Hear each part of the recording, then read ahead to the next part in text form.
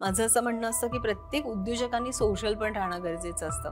म्हणजे तुमचा बिझनेस हा शक्यतोवर तुमच्या शिवाय चालायला पाहिजे या मोडवर तुम्ही आणा.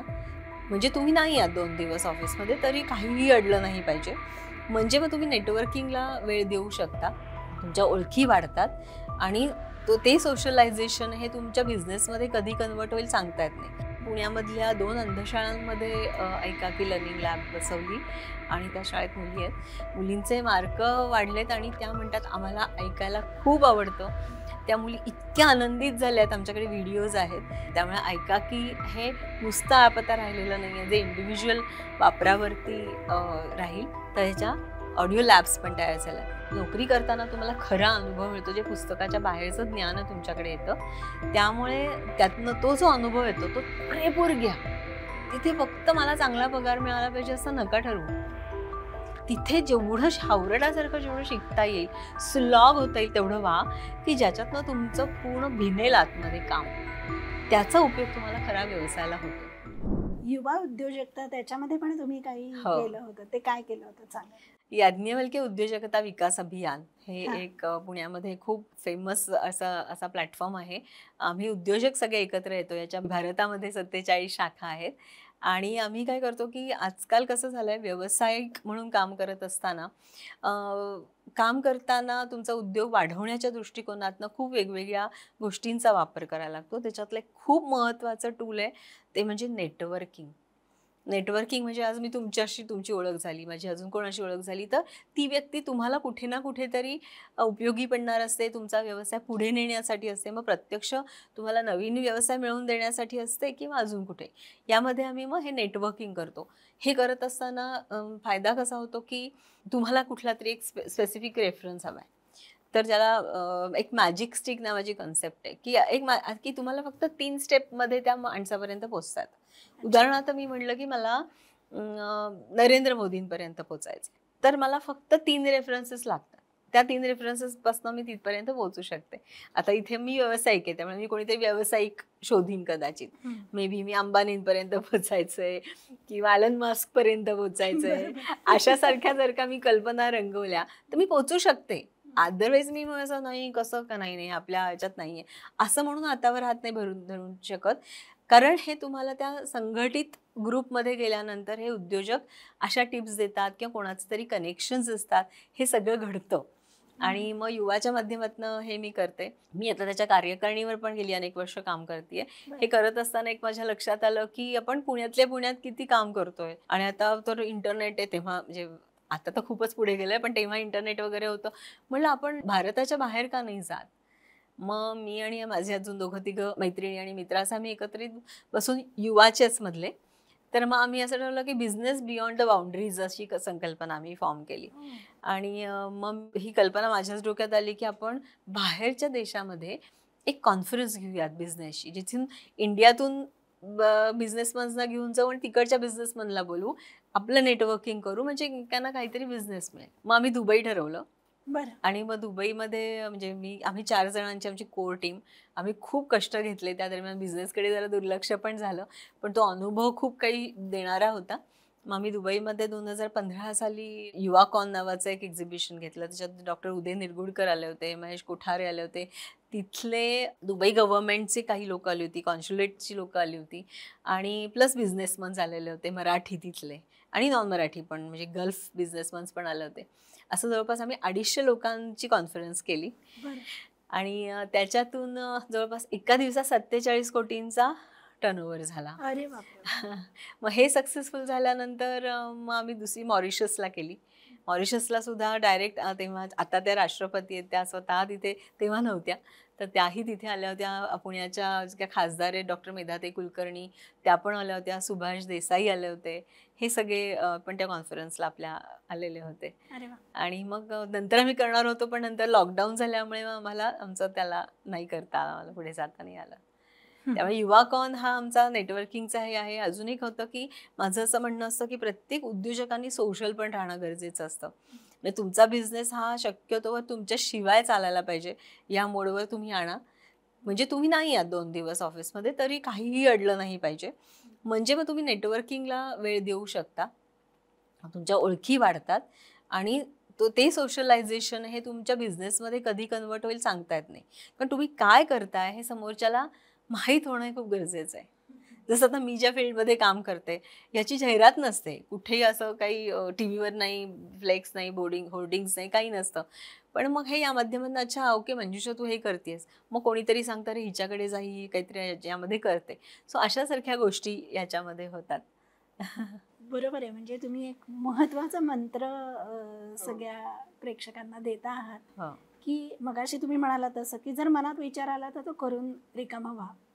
हां, अर्थात त्याचं सगळं गणित आणि लॉजिक, तथ्य हे सगळं तपासूनच, पण ते करून बघा आणि त्याला नेटवर्किंग म्हणजे तुमचं आजूबाजूला जे कोणी लोकं आहेत त्यांना एकत्र घेऊन जर व्यवसाय केला तर तो व्यवसाय वाढणार आहे. ही नजर उद्योजकामध्ये असलीच पाहिजे. हो. तरच ते पुढे जाईल. आणि तुमच्या आणखी एका कामातनं पण माझ्या ते लक्षात येतंय, की आहे ते केलं आणि आता तेच विकत बसलं असं नाही. नाही. तर गरज जशी जशी बदलते तसं तसं आपलं तंत्रज्ञान पण आपल्याला बदलायला पाहिजे आणि आपण जे काही देतो आहोत ते पण बदलायला पाहिजे. आणि त्यातनंच मला वाटतं तुम्ही ऐकाकीकडे गेलात. तर मला जरा ऐकायचंय ऐकाकीबद्दल. ऐकाकी हा तर माझा ड्रीम प्रोजेक्ट आहे.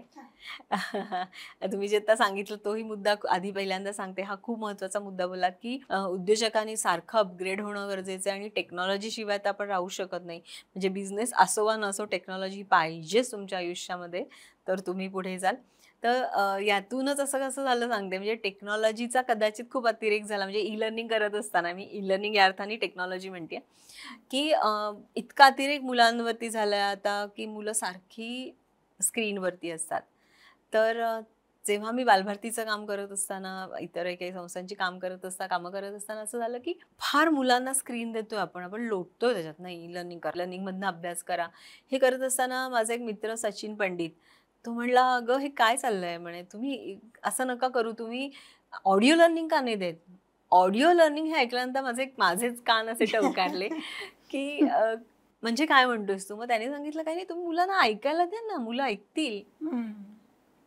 म्हणलं, "म्हणजे काय?" मग त्यांनी सांगितलं, की आपण पाठ्यपुस्तकं जी आहेत, मग आम्ही नंतर काय झालं त्याच्यावर चर्चा करायला लागलो आणि त्यातनं असं बाहेर आलं, म्हणजे ही आयडिया खरं म्हणजे त्याची जास्त आहे, सचिन पंडित याची, की आपण ह्याच्यामध्ये आपली सगळी जी पाठ्यपुस्तकं आहेत ती ऑडिओ स्वरूपामध्ये आणू. बरं. आता मग ऑडिओ स्वरूपामध्ये आणताना मग मुलांना बोर नाही का होणार? मग त्याचा आधी आम्ही सगळा अभ्यास केला. मग बोर नाही वाटलं पाहिजे यासाठी काय करूया? तर मग आम्ही त्याला व्हॉईस मॉड्युलेशन दिलं. मग व्हॉईस मॉड्युलेशन दिलं, मग नुसतं व्हॉईस मॉड्युलेशन नको, काहीतरी बॅकग्राऊंडला म्युझिक पण पाहिजे आणि तो ऐकायला सूदिंग वाटला पाहिजे. ह्याच्यात दुसरी गोष्ट अशी, की आजकाल कोणी ऑडिओ लर्निंगमध्ये काही पुस्तकं वगैरे केली, तर त्याला सिंथेटिक व्हॉईस लावतात. आजकाल इंटरनेटवरती सगळं अवेलेबल असतं. तुम्ही हां. सांगितलं, की मला 40 वर्षाच्या स्त्रीचा आवाज ह्याला लाव, इंग्लिश बोलणाऱ्या स्त्रीचा. मग तो आवाज ऑटोमॅटिकली येतो. त्याला सिंथेटिक व्हॉईस म्हणतात. पण आम्ही इथे ठरवलं असं नाही करायचं. प्रत्यक्ष कलाकाराच्या आवाजात, प्रत्यक्ष कलाकार म्हणजे जो व्हॉईस ओव्हर आर्टिस्ट असतो, याच्या आवाजामध्ये. मग त्याच्या आधी ते बुक एडिट केलं. म्हणजे पाठ्यपुस्तकातले प्रत्येक धडे हे एडिट केले. बरं. की इथे काही गोष्टी अनावश्यक असतात त्या आम्ही काही वाचनात घेतल्या नाहीत, की आता मुलांनो पुढचं तुम्ही वाचल्यावर असं असतं, तर इथे मग वाचल्यावर नाही ऐकल्यावर असा शब्द आला पाहिजे. असं करून ते आम्ही रीडिंग त्याचं रेकॉर्डिंग केलं आणि याचा फायदा असा झाला, की त्याला व्हॉईस मॉड्युलेशन दिल्यामुळे जे आम्हाला नंतर त्याचा फायदा लक्षात आला, की त्याचा भाव पण मुलांना दिला गेला. की मला आता पुस्तकामध्ये कसं असतं, की मला याबद्दल खूप भीती वाटत होती. म्हणून मी काय केले, आईला सांगितले, असं समजा पुस्तकामध्ये वाक्य आहे. पण तो कलाकार कसा वाचतो आणि मला खूप भीती वाटली. भाव गेला. मग मी आईला जाऊन सांगितलं. हे जेव्हा वाचिक अभिनय त्याच्यामध्ये आणला जातो, तेव्हा खऱ्या अर्थाने जे आजकालच्या मुलांमध्ये खूप मिसिंग झालेलं आहे, की ते भाव सुद्धा मुलांना समजणं गरजेचं आहे. मग मी ते तसे रेकॉर्ड केले. त्याला बॅकग्राऊंड म्युझिक विजांचा कडकडाट होत होता. म्हटलं यार विजा कडकडल्या पाहिजेत, मग ह्याला कडकडाट म्हणतात. हे सुद्धा कन्सेप्ट पण त्याच्यामध्ये गेली आणि अशा पद्धतीने ते रेकॉर्ड झालं. हे होत असताना अजून एक लक्षात आलं, की याच्यातनं मुलांची क्रिएटिव्हिटी जबरदस्त वाढतीये. म्हणजे काय, की क्रिएटिव्हिटी वाढते म्हणजे काय, की एक घनदाट जंगल होतं आणि एक म्हातारी चालली होती. असं ज्याच्यात जेव्हा म्हटलं जातं तेव्हा प्रत्येक मूल आपापलं जंगल डोक्यामध्ये रंगवतं. तर ह्या सगळ्यातनं असं लक्षात आलं की खूप भारी आहे. आणि मग हे ऑडिओ लर्निंग तयार झालं आणि ह्या ऑडिओ लर्निंगचं नाव मग आम्ही याचं ॲप तयार केलं. याचं नाव ऐकाकी असं ठरवलं. ऐकाकी. सुंदर. आणि ऐकाकी काहींना वाटतं हे कुठलं आहे, मराठी आहे का जापनीज आहे का चायनीज आहे. आम्ही म्हणतो तुम्हाला पाहिजे ते घ्या पण ऐका. अशा ह्यानी आणि याचा आम्हाला खूप चांगला हे येतोय. तर असं ऑडिओ लर्निंग ॲप आम्ही आत्ता 5वी ते 10वीच्या मुलांना देतोय महाराष्ट्र बोर्डाच्या. विद्यार्थी ते वाचतायत, ऐकतायत आणि आम्ही असं म्हणतो इतकं ऐकतायत की आम्ही असं म्हणायला लागलो की हल्ली मुलं ऐकतात. अरे वा. सुंदर. आणि हे तुम्हाला कळत पण असेल ना हो, की हो. किती मुलं हो, वाचतायत काय हो. वगैरे. किती मुलं ऐकतायत वाचता हे कळतं. मला हे विचारायचंच आहे तुम्हाला की पुन्हा एकदा प्रोडक्शन करून थांबून नाही चालणार, तर ते वापरायचं कसं, ह्याचं प्रशिक्षण आणि त्याच्या मर्यादा आणि मुख्य म्हणजे क्षमता, म्हणजे त्याची ताकद जी आहे ती मुलांपर्यंत पोचणं, की आता हे ऐकता ऐकता माझ्या डोळ्यासमोर चित्र उभं राहिलं तसं ते त्या मुलाच्या डोळ्यासमोर उभं राहणार आहे, पण ते तिथेच थांबून नाही चालणार. हो. त्याला काही ॲक्टिव्हिटीजमध्ये कन्व्हर्ट करायला लागेल, शाळेमध्ये ते व्यवस्थित वापरायचं हो, कसं हो. याचंही प्रशिक्षण द्यायला लागेल. त्या कोणालाही म्हणजे पर्सनली घेतलं तर पालकांना, नाहीतर तर ते लूप कंप्लीट होईल. तर तुम्ही काय काय करताय हे ॲप वापरताना? एक तर ॲप हे गुगल प्ले स्टोअरवर असतं त्यामुळे मुलं त्यांचं वाचू ऐकू शकतात. तर इथे अजून आम्ही एक प्रयोग असा केला, भारतातली पहिली ऑडिओ लर्निंग लॅब आम्ही तयार केली. अरे वा. जी पुण्यामध्ये सहकारनगरला एक विद्याविकास म्हणून शाळा आहे. तर त्या शाळेमध्ये ही उभी राहिली आणि तिथे विद्यार्थी जसं एक आनंददायी शनिवार असतो, तर त्या शनिवारचा वापर करून शाळेने त्याचं टाइम टेबल केलंय. मुलं त्या ऐकाकी लर्निंग लॅबमध्ये जाऊन बसतात आणि सगळे धडे ऐकतात. ते करत असताना आम्ही काय केलंय मुद्दामून, कारण आम्हाला मुलांना पुस्तकापासून दूर नाही करायचंय. म्हणजे नुसतं डिजिटल असूच नाहीये, कारण आपल्या मूळ जो आहे सगळा रूट आहे तो आपली पुस्तकं, प्रशिक्षण, शिक्षक हे आहेत. त्यामुळे आम्ही काय केलंय ॲक्चुअल पुस्तकांच्या प्रती पण तिथे ठेवल्यात. मग मुलं काय करतात समोर लॅबमध्ये गेल्यानंतर ते लावतात कानाला, बसतात आणि समोर असे त्याचे स्टँड्स केलेत आम्ही आणि मग पुस्तक समोर ठेवून तो धडा वाचतात आणि ऐकतात. हो. म्हणजे ज्याला आपण कुठल्याही भाषेचं ज्ञान चांगलं होण्यासाठी 4 टेक्निकचा वापर म्हणतो. LSRW म्हणजे लिसनिंग होतं आणि रीडिंग होतं. मग नंतर स्पीकिंग आणि रायटिंग होत राहतं. तर LSRW टेक्निक्स वापरले की कुठलीही भाषा चांगली होते आणि मुलांची भाषा चांगली झाली की त्याला सगळंच आयुष्यामध्ये सोपं जातं. बरोबर. ह्यासाठी ऐकाकीचा वापर चांगला व्हावा म्हणून आम्ही ऑडिओ लर्निंग लॅब्स सुरू केल्या. त्याच्यानंतर मग आम्ही नंतर आमच्याकडे एक CSRच्या मार्फत असं एक मागणी आली की हे तुम्ही अंध मुलांना देऊ शकता का? हा तर फारच ही चांगली अपॉर्च्युनिटी होती आणि चांगली म्हणजे चांगल्या अर्थाने की समाजासाठी आपल्याला काहीतरी करता येईल. मग अंध मुलांना तर मग नंतर लक्षात आलं की त्यांना कंपल्सरी रीडरच लागतो. तिथे काही त्यांना असा अभ्यास करण्यासाठी नाहीये. मग आम्ही पुण्यामधल्या 2 अंधशाळांमध्ये ऐकाकी लर्निंग लॅब बसवली आणि त्याचा तो फार छान मुलांचे मार्क वाढलेत. मुलींचे मार्क, त्या शाळेत मुली आहेत, मुलींचे मार्क वाढलेत आणि त्या म्हणतात आम्हाला ऐकायला खूप आवडतं. त्या मुली इतक्या आनंदित झाल्यात, आमच्याकडे व्हिडिओज आहेत, तर त्यांना खूप आनंद झालाय. त्यामुळे ऐकाकी हे नुसतं ॲप आता राहिलेलं नाहीये जे इंडिव्हिज्युअल वापरावरती राहील, तर ह्याच्या ऑडिओ लॅब्स पण तयार झाल्यात. अजून एक मला सांगायला आवडेल जी आमची ऐकाकीची डेव्हलपमेंट जी आहे ती, आम्ही आता एक ऐकाकी बॉक्स तयार केलाय, करतोय. बरं. ज्याला स्क्रीन अजिबात नाहीये. ती बटनांवरती चालतं. म्हणजे आम्हाला जे मुलांना स्क्रीनपासून लांब जायचंय यासाठी म्हणजे टेक्नॉलॉजी वरती जाऊन परत आम्ही थोडी मागे आणली आहे. कारण मुलांच्या तब्येतीचा, भवितव्याचा, डोळ्यांचा जो विचार आम्हाला हेल्थ रिलेटेड आम्ही विचार करतो त्यासाठी. तर त्या बॉक्समध्ये काय आहे की त्याच्यात आम्ही सगळं कंटेंट टाकणार आहोत. त्याला स्पीकर आहे, छोटासा बॉक्स आहे, खिशामधनं पण तो कुठेही नेता येईल अशासारखा एक छोटासा बॉक्स तयार केलाय. आता तो येईल जूनमध्ये, त्याचं लॉन्चिंग आहे आणि मग तो बॉक्स मध्ये तो कंटेंट मुलांना ऐकायला मिळणार आहे. मग तो घरामध्ये कुठे फिरत असताना तो ऐकू शकतो. आई जेवतोय आणि आईने कुठेतरी टेबलावरती ठेवून दिला, आई पण ऐकते, तो पण ऐकतोय. असं करून ते धडे म्हणजे मुलांना मोबाईलची गरज नाहीये. गरज नाहीये. आम्हाला नकोच आहे मोबाईल मुलांच्या हातात द्यायला. म्हणजे माझ्या डोळ्यासमोर चित्र येत आहे की मुलं ऐकतायत, काय धडा आहे तो, समोर पुस्तक आहे ते वाचतायत, म्हणजे वेगळ्या अर्थाने हे ऑडिओ व्हिज्युअल झालं परफेक्ट. आणि हे आयडियल आहे. आणि व्हिज्युअलायझेशन पण झालं, व्हिज्युअलायझेशन पण झालं. फार छान. बरोबर. वा वा वा. आता आपण थोडं पुन्हा व्यवसायाकडे येऊया. हो. हा, प्रत्येक व्यवसायामध्ये उतार चढाव असं सगळं असतं आणि कोविडच्या काळात एक्स्पेशली खूप जणांना याचं चटके भोगावे लागले. मुख्यतः शिक्षणात काम करणाऱ्या लोकांना याचे चटके जास्त बसले, कारण सर्वात आधी बंद झालं ते शिक्षण आणि सर्वात शेवटी सुरू झालं ते शिक्षण. आता तुम्ही ई लर्निंगमध्ये होतात, तर ही तुमच्यासाठी अपॉर्च्युनिटी होती असं वाटतंय मला. प्रत्यक्षात काय होतं तुम्ही सांगा मला. जे एखादी नवीन कल्पना जेव्हा मार्केटमध्ये येत असते, व्यावसायिकाच्या भाषेत बोलते मी, तर तेव्हा ती पटकन हे करावी आणि पुढची पावलं काळाची लक्षात घेऊन तुमचे ॲक्शन्स ठराव्यात. म्हणजे मी 2008 साली ई लर्निंग जेव्हा काहीच माहिती नव्हतं, तेव्हा त्याच्या सीडीज यायच्या. पण म्हटलं हे काहीतरी नवीन आहे आणि आपण ह्याच्यात काम करायला सुरुवात करू, आणि म्हणून मग तेव्हापासून चालू केलं. पण त्याचा फायदा हा तुम्ही म्हटलात त्याप्रमाणे आम्हाला याच्यामध्ये झाला. तर कोविडच्या काळामध्ये तो मोठा फटका आम्हाला पण बसला. खूप उद्योगधंदे बंद पडले.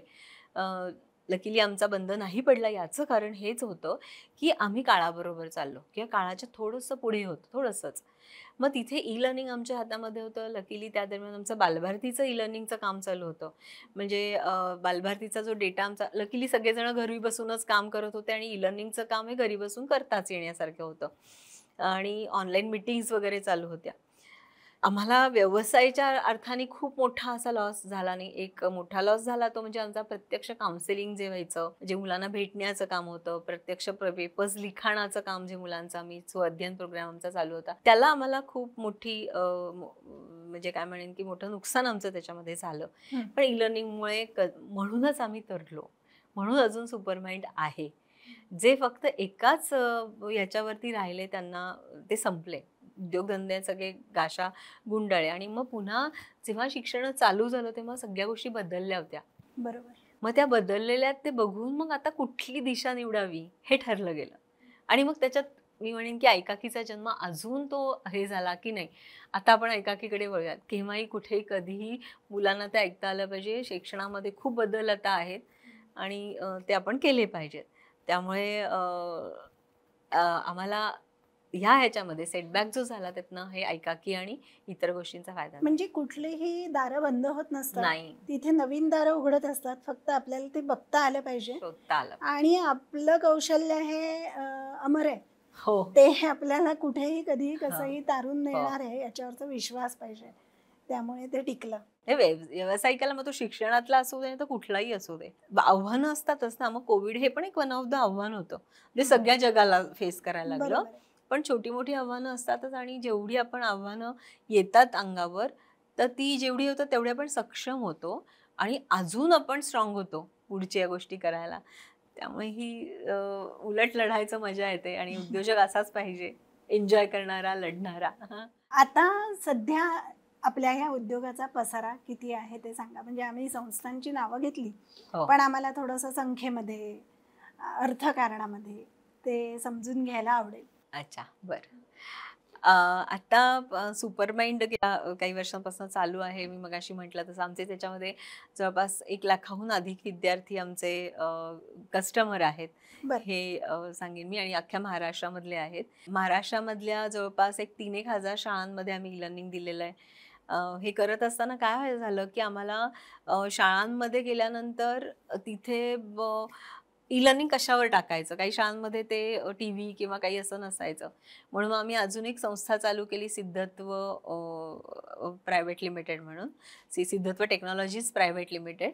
मग त्याच्या थ्रू आम्ही काय केलं की सगळे जे इलेक्ट्रॉनिक गॅजेट्स आहेत त्याची विक्री तिकडनं करतो. म्हणजे आता या शाळेमध्ये नाही आहे का, मग तिथे ते फ्लॅट पॅनल्स हवे, TV हवेत, सोलर हवंय, CCTV हवेत, असं सगळं हवं असेल तर ते आम्ही त्याच्यामध्ये देतो. तर त्या जवळपास अशा आम्ही ज्या शाळांना, झेडपीच्या शाळा असतील, प्रायव्हेट शाळा असतील, अशा जवळपास आत्ता ह्या कंपनीला 2च वर्ष झाली आहेत आत्तापर्यंत, तर जवळपास तरी 100-1 शाळांना आम्ही असं सगळं प्रोव्हाइड केलेलं आहे. मग हे सगळं करत असताना लंकीज एज्युटेनमेंट प्रायव्हेट लिमिटेड ही जी संस्था आहे ही मी लॉकडाऊनच्या दरम्यानच सुरू केली, ही कंपनी. त्याच्यामध्ये सचिन पंडित, मी मगाशी उल्लेख केला, हे माझे पार्टनर आहेत. इथे आम्ही पूर्ण ई लर्निंग कंटेंट तयार करतो. मग आता ई लर्निंग कंटेंट आतापर्यंत आपण जी चर्चा केली ती शालेय धर्तीवरची केली, बरोबर. पण तिथे आम्ही पूर्ण कॉर्पोरेटसाठी काम करतो.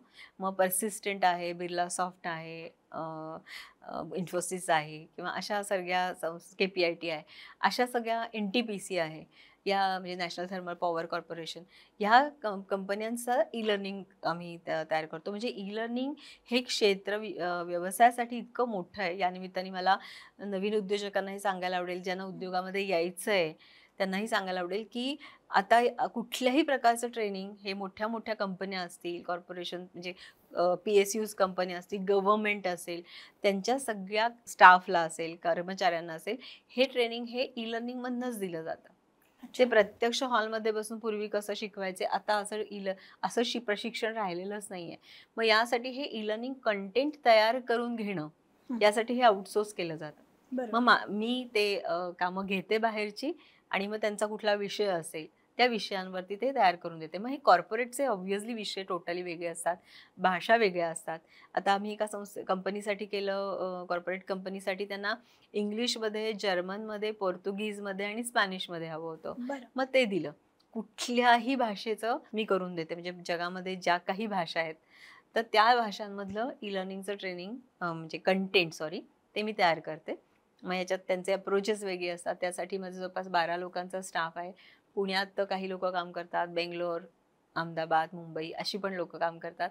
इथे या इंडस्ट्रीमध्ये एक अजून असतं की वर्क फ्रॉम होम चालतं. तर काही लोक ऑफिसमध्ये येऊन काम करतात. त्यामुळे लंकीज एज्युटेनमेंट प्रायव्हेट लिमिटेड ही पण एक कंपनी सुपरमाइंड बरोबर माझी काम करते, आणि ऐकाकी ही संकल्पना आम्ही तिकडनंच सुरू केली. हे करत असताना अजून एक आता सध्या अगदी वर्ष व्हायचं अशी संस्था आहे, ती म्हणजे विकसित भारत इनोव्हेट प्रायव्हेट लिमिटेड. ही संस्था चालू करण्याच्या मागचा हेतू असा आहे की काही टंकी प्रोजेक्ट्स असतात जिथे मला काही इन्व्हेस्टमेंट्स लागतात, आणि जिथे खूप वेगळ्या प्रकारचं मनुष्यबळ पण लागतं. तर ह्यासाठी ही संस्था आता नवीन हे केलेली आहे. आता आतापर्यंतचा जो काही माझ्या सगळ्या कंपन्या आहेत, या कंपन्यांचा साधारणपणे टर्नओव्हर वगैरे पण माझा आता जवळपास 10-15 कोटींच्या आसपास आहे. आणि लोक म्हणलं तर मी जास्त पैशांपेक्षा सुद्धा माझ्यावर काम करणारी जी लोक आहेत, माझ्या खांद्याला खांदा देऊन, ह्यांची संख्या जास्त आहे असं मी म्हणेन. की माझे 600-700 काउन्सिलर्स आहेत, आणि माझा जवळपास स्टाफ 100च्या आसपास. असे सगळे मिळून आम्ही हे सगळं काम वाढवतो आहोत, आणि म्हणूनच यशस्वी कदाचित आम्ही होतोय. अगदी अगदी. म्हणजे सुरुवात शिक्षणातनं झाली, पण त्याला तेवढंच बघत नाही बसला तुम्ही. त्याच्या अनेक जागा शोधल्या, त्याला जे काही गरजेच्या गोष्टी आहेत त्या केल्या. आमचं प्रॉडक्ट दिले, आता बाकीचं तुमचं तुम्ही बघा, असं तुम्ही तुकडे टाकलेच नाही. तुम्ही त्याच्या जोडीला जे काही उभं करायला पाहिजे तेही आम्हीच देतो. व्यावसायिकाची ही नजर असणं ही खूप महत्त्वाची गोष्ट आहे, आणि तीच ताकद असते असं मला वाटतंय. कारण इनोव्हेशन करत असता तुम्ही, ते इनोव्हेशन म्हणजे जसं मी शिक्षण क्षेत्रामध्ये होते आणि इनोव्हेशन करत होते. मग हे करत असताना म्हणजे ते म्हणतात मैं अकेला चलता गया और लोग मुझे जुड़ते गए और कारवा बनता गया, तसं होत गेलं. की आता सचिन पंडित सारखी व्यक्ती आली जो IT क्षेत्रामधला आहे. मग अजून तो एक समीर साळुंके म्हणून माझ्याबरोबर मुलगा आहे, तो टेक्नॉलॉजीमधला आहे, तो हार्डवेअर इंजिनिअरिंगचा आहे. मग अजून कोणी त्याला, हे सगळे वेगवेगळ्या डोमेनची वेगवेगळ्या स्किलसेटची लोक आहेत. मग शेवटी इनोव्हेशनच लागतं. मी कायम शिक्षणातच काम करावं असं काही नाही आहे ना, जिथे गरज आहे. मग हे लोक गेले, पण एक असं होतं तरी पण आम्ही शिक्षण कुठेतरी येतच आमच्यामध्ये.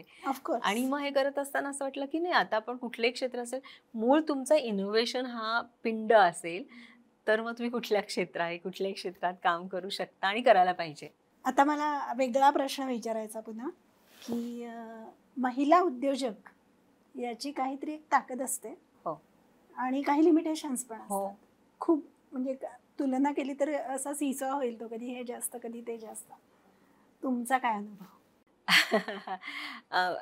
तुमच्या प्रश्नामध्ये उत्तराचा काही भाग आलाय की त्याचा फायदा असतो, तोटा असतो, असं होतं. आता मी गव्हर्नमेंट बरोबर काम करते, तर तिथे महिलांबरोबर ती लोक कम्फर्टेबल नसतात कुठलाही संवाद करायला. असं मला लक्षात आलं. आपण कम्फर्टेबल असलो तरी समोरचे नसतात, काही इतर गोष्टी असू शकतात. त्यामुळे लवकर ॲक्सेप्टन्स मिळत नाही. जे काम सहज सोपं होत जातं त्याला ॲक्सेप्टन्स मिळत नाही. मग ठीक आहे, आपल्याला प्रॉब्लेम कळणं महत्त्वाचं आहे. मग आपला प्रॉब्लेम कळला की आपण त्याच्या व्यवस्था करू शकतो. मग मी तशी फ्रंट एंडिंगला काही माणसं ठेवते की ज्यांनी जाऊन बोलावं, काही गोष्टी असतात किंवा संवाद सुरू करावा, यासाठी मग ती माणसं मी हे करते. पण दुसरा माझा त्याचा फायदा सगळ्यात छान होतो की जेव्हा असं कळतं की या कंपनीच्या ओनर कोणीतरी लेडीज आहेत, की त्यांचं नाव अमुक-अमुक आहे, म्हणजे महिला आहे. हे कळल्यानंतर त्याच्या कामावरती, त्याच्या प्रॉडक्ट्सवरती, त्याच्या दर्जाबद्दल पटकन विश्वास बसतो. कारण म्हणजे किती ते जोडलंय ना. महिला असेल तर ती प्रामाणिक असेल आणि ती खरेपणानेच वागेल, हे आणि हे खरं पण आहे. खरंच आहे. त्यामुळे इथे आपण त्या अर्थाने खरंच छान डिलिव्हर करतो, म्हणजे महिला म्हणून असं सगळेच अनेक उद्योजकही असे आहेत जेंट्स की ते चांगलं काम करतात आणि त्यामुळे तो पॉझिटिव्ह भाग मिळतो. म्हणजे तेव्हा प्रेफरन्स जास्त महिला उद्योजिकेला दिला जातो. आणि ही गॅरंटी असते की काम घेतलंय ना, मग ते त्या वेळेत पूर्ण होईल, हा पण कॉन्फिडन्स समोरच्याला खूप असतो. त्यामुळे हा मला महिला उद्योजिका म्हणून खूप चांगला त्याचा हे होतो. प्रत्यक्ष भेटल्यानंतर तो कॉन्फिडन्स अजून वाढतो, कारण तुमचं बोलणं, तुमच्या आधीचे केलेले काही अनुभव तुम्ही जेव्हा सादर करता समोरच्याच्या समोर, तेव्हा सुद्धा तो नक्कीच ठरतो उपयोगी. बरं, पण महिला उद्योजक होताना, म्हणजे एका महिलेला उद्योजकतेच्या क्षेत्रामध्ये शिरताना स्वतःला मोल्ड पण करायला लागतं. म्हणजे प्रामाणिकपणा, चांगल्या एखाद्या क्वालिटीपर्यंत पोहोचेपर्यंतची चिकाटी ही तिची स्ट्रेंथ आहे. पण एक्सपोजरच्या दृष्टीने विचार केला किंवा धाडसाच्या दृष्टीने विचार केला, लहानपणापासून ते तसं असतंच का? म्हणजे तुम्हाला ते एक्सपोजर आधी ऑलरेडी होतं का तुम्ही ते काही एक्वायर केलं, प्रयत्नपूर्वक मिळवलं? एक्सपोजर नव्हतं, त्यातून मराठी माणसाला तर ते कमी असतं असं मी म्हणेन. म्हणजे इथे हा आपला कार्यक्रम मराठी जे कोणी ऐकत असतील त्यातून नवउद्योजक ज्यांना याच्यात यायचंय, काही करायचं, त्यांना सुद्धा हे मान्य होईल. आपल्या रक्तामध्ये बिझनेस नाहीये.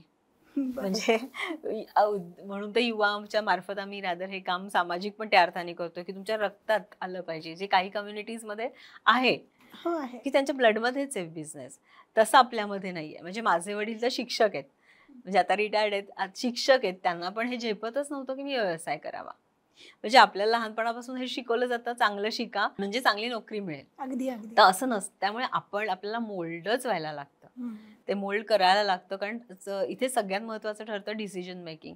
मी काय करू आणि धडाडी, हे नक्कीच उपयोगाला येतं.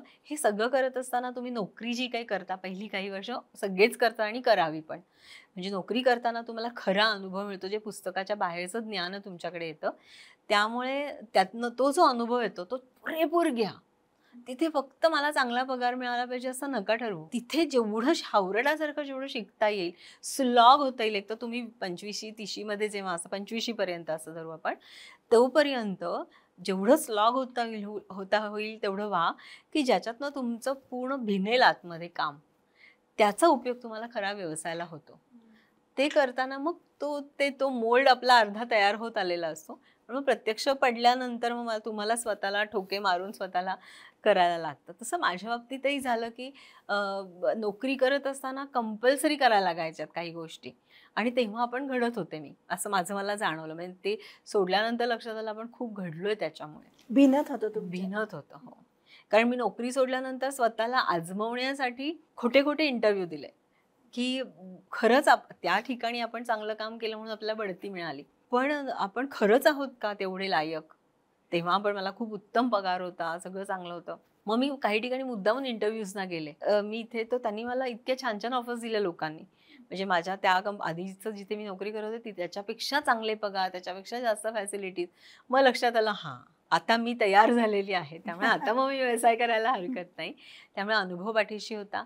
दुसऱ्या काही गोष्टींवर लिमिटेशन येतात की तुम्ही कधीही प्रवास करू शकता, पण लकीली मी तो करू शकत होते. माझ्या घरच्यांनी मला कधी याबाबतीत अडवलं नाही आणि घरच्यांनी ॲक्सेप्ट केलं होतं की मी व्यवसाय करणार, मी स्वस्थ बसणारी नाही. महत्त्वाची गोष्ट आहे. ही तर खूप महत्त्वाची आहे. म्हणजे स्त्री म्हणून काम करताना हे अनेक स्त्रियांना ह्याचा अडसर होतो की तुमच्या फॅमिलीनी सपोर्ट करणं हा प्रचंड महत्त्वाचा भाग आहे. हा फक्त भाषणामध्ये सांगण्याचा भाग असतो असं नाही, हो. ते प्रत्यक्षात असतं आणि तो मला मिळालाच सुद्धा. त्यामुळे मग तशा अडचणी नाही आल्या काही. फर्स्ट जनरेशन बिझनेस मधली फर्स्ट जनरेशन तुम्ही आहात आहे. आणि अनेक जनरेशन्स तयार होण्याची शक्यता तर नक्कीच आहे. नक्कीच आहे. तर ह्या पुढच्या जनरेशनला तुम्ही काय सांगाल? मी तर म्हणेन आपला भारत देश असा ज्या पद्धतीने आता ग्रो होतोय, अनेक संधी नवयुवकांना आहेत, उद्योजकांना आहेत. अनेक आता लोन मिळवण्यासाठी म्हणजे आता व्यवसाय सुरू करणं खूप अमृत सोपं पण आहे. मदत करतं. अमृत आहे. अमृतच्या मार्फत इनफॅक्ट त्याच्यामध्ये प्रशिक्षण सुद्धा आहे, लोन्स दिली जातात. जी कदाचित मी जेव्हा व्यवसाय सुरू केला तेव्हा अनेक गोष्टी नव्हत्या. म्हणजे भांडवल हा म्हणजे तुमची नुसती धडाडी इच्छा असून उपयोगाचा नाही. भांडवल हा अत्यंत महत्त्वाचा भाग आहे आणि तुमचा स्किल सेट आणि प्रशिक्षण या 3 महत्त्वाच्या गोष्टी असतात, ज्या रेडी आहेत आत्ता. त्यामुळे मी असं सांगेन की मराठी तर उद्योजकांनी यावंच व्यवसायामध्ये आणि आपल्या पुढच्या पिढ्यांना तुम्ही आता समृद्ध करण्याची पण जबाबदारी तुमच्यावर आहे. मग तो त्या अर्थाने तुम्ही जर का आता व्यवसायामध्ये यायचं ठरवलं तर संधी प्रचंड आहेत. त्यातून टेक्नॉलॉजी ही जर का विंग बघितली टेक्नॉलॉजी डिजिटलची, तर ह्याच्यात महाप्रचंड संधी आता म्हणजे जनरेशन 4.0 जर का आपण विचार केला तर त्याच्यामध्ये सगळ्यात महत्त्वाचा आहे तो म्हणजे टेक्नॉलॉजी. हो. टेक्नॉलॉजी 4 ज्या इंडस्ट्रीज त्यांनी सांगितल्यात की खूप फ्लरिश होणार, इलेक्ट्रिसिटी आहे, याच्यामध्ये हेल्थ आहे आणि केमिकल इंडस्ट्री आहे आणि चौथं आहे डिजिटल आणि टेक्नॉलॉजी. आणि आता आपण बघतो AI आलेलं आहे. AIच्या माध्यमातून खूप काही करता येण्यासारखं आहे. त्यामुळे मुलांनी याच्यामध्ये यावं.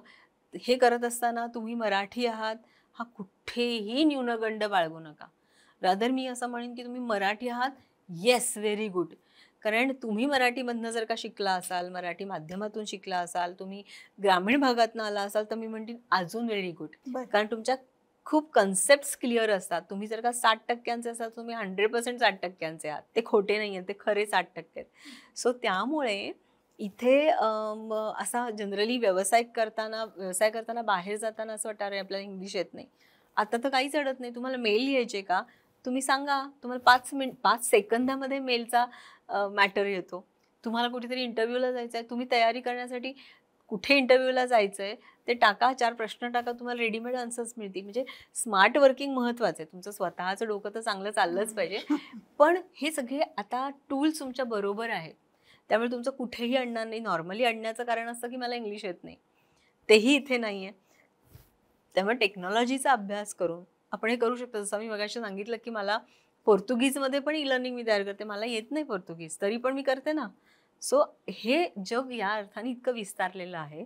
तर ह्याचा आताच्या तरुणांनी वापर करायला पाहिजे. अमृतसारख्या संस्थेचा उपयोग करून घेतला पाहिजे आणि धडाडीने व्यवसायामध्ये आलं पाहिजे. कुठलाही न्यूनगंड न बाळगता व्यवसाय सुरू केल्यानंतर अनेकदा असं होईल की आपल्या पायाला ठेचा लागतील आणि जेवढे जास्त अडचणी येतील ना किंवा जेवढी संकट येतील ना व्यवसाय चालू केल्यानंतर, तर त्यावेळेला लगेच लक्षात यायचं म्हणजे मी बरोबर मार्गावरती आहे. अरे वा.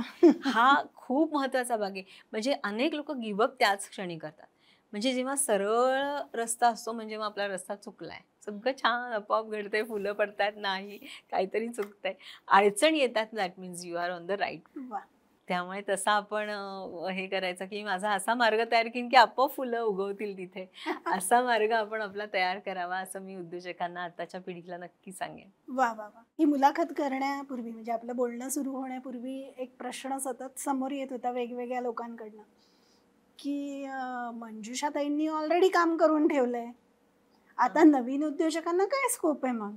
ओ मराठी भाषेमध्ये पुस्तकं तयार करून ठेवली, आणखी काय काय एकाकी करून ठेवलं, आता नवीन उद्योजकांनी मराठी भाषेमध्ये काय व्यवसाय करायचा असा प्रश्न उभा राहिला. पण तुमच्या बोलण्यातनं मला एक एक गोष्टी समोर येत आहेत की तुम्हालाही सुरुवातीला संपलं काम असं वाटलंच होतं, पण त्याच्यातनं नव्या नव्या वाटा गरजेतनं परिस्थितीतनं लोकांच्या प्रॉब्लेम्समधनं त्या नवीन जागा तुम्हाला शोधता आल्या आणि तंत्रज्ञान तुमच्या सोबतीला होतं.